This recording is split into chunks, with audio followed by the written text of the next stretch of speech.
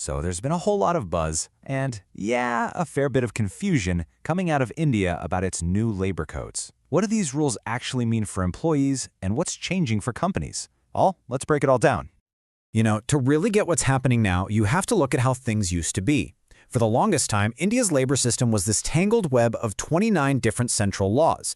And as you can probably imagine, juggling 29 sets of rules was complicated and, let's be honest, pretty confusing for just about everyone. But then, in 2020, the government decided to clean house. The whole goal was to take that massive, complex system and, make it simple. So they took all of it and boiled it down to just 4 codes. That's it, from 29 down to 4. These 4 new codes now cover everything from your wages to your Social Security. This isn't just a small tweak, it's a complete overhaul of the entire system. Okay, so the numbers are smaller, but here's the question that really matters, right? Whether you're a regular employee, a gig worker, or even a business owner, how does all of this actually affect your wallet and your day-to-day life? Let's start with what this all means for workers. We're going to walk through the 8 biggest changes that you really need to know about. First up, and this one's a big deal, is a new rule that changes how your salary is structured. It says that your basic pay has to be at least 50% of your total compensation. So for example, if your total package is 10 lakh rupees a year, at least 5 lakhs of that has to be basic pay. Now why is this so important? Well, here's the trade-off. Things like your Social Security contributions, like your Provident Fund, which is your government-mandated retirement savings plan, they're all calculated based on your basic pay. So, if your basic pay goes up, more money automatically goes into your retirement savings. The catch? It means your monthly take-home salary, the cash you get in hand, will probably be a little lower, but your long-term savings are going to get a really nice boost.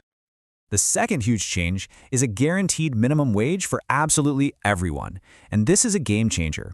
It doesn't matter if you're in the organized sector or the unorganized sector, if you work in India, you are now entitled to a minimum wage. Just for context, a committee back in 2019 suggested about 375 rupees a day, but the final number is still being worked out. Next up, getting paid on time. The new codes are getting really strict about this. The rules are now crystal clear. If you're a daily wage earner, you get paid at the end of your shift, period. If you're a weekly worker, you get paid before your day off. And for all the monthly employees out there, your salary has to hit your account within 7 days of the next month. Now, let's talk about working hours. The weekly limit is now set at a firm 48 hours, and anything you work beyond that is officially overtime. And here's the key part. It has to be paid at double your regular wage. It's a simple but really powerful way to make sure people aren't working extra hours for free. Okay, but what about that huge and growing part of the workforce, the gig economy? For the very first time, India's labor laws are officially recognizing the millions of delivery drivers and cab riders. So what's in it for them? Well, gig workers are now being brought under a Social Security umbrella, which means they get access to things like life and disability insurance. So how is this all funded? The platforms themselves, the Ubers and Swiggys of the world, will have to chip in 1 to 2% of their annual turnover to create a fund for these workers. The new codes are also making a serious push for better gender equality in the workplace. They're reinforcing some important old ideas and also bringing in some major new changes. The classic rule of equal pay for equal work is stated loud and clear.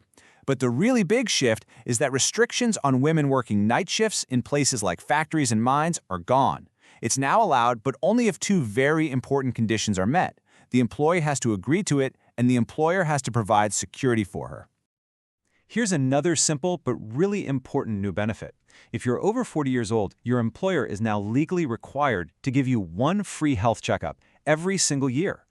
And finally, for workers, let's talk gratuity. That's the lump sum payment you get from your employer for your service. It used to be you had to work for 5 years to get it. That's still the case for permanent employees, but, and this is a huge win, for people on fixed-term contracts, they'll now get it after just 1 year of service. So, we've covered what's in it for workers. But what about the companies? Well, for them, the main goal was to slash all that red tape and just make it easier to operate and follow the law. This quote, "Too many laws hamper efficiency," really hits the nail on the head. It captures the complaint we've heard from the business world for years. Trying to keep up with 29 different laws was a huge, complex task that, as many argued, just slowed everything down.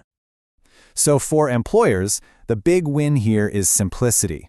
The hope is that by going from 29 laws down to 4, businesses can spend less time drowning in paperwork and more time actually growing and hiring people. The idea is to make India a more attractive place to do business.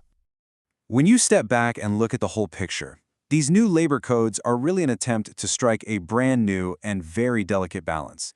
It's a balance between protecting workers and making sure businesses can actually grow and succeed. And it really all boiled down to these two big goals. On one side, you have better protection for workers and a wider social safety net. And on the other side, you have making it easier for companies to do business. The government is betting that you need both of these for the economy to really thrive. The dream, of course, is a win-win for everyone. But that brings us to the final and most important question. When the rubber meets the road, can this new system actually keep both companies and their workers happy? I guess only time will tell if they've found the right balance.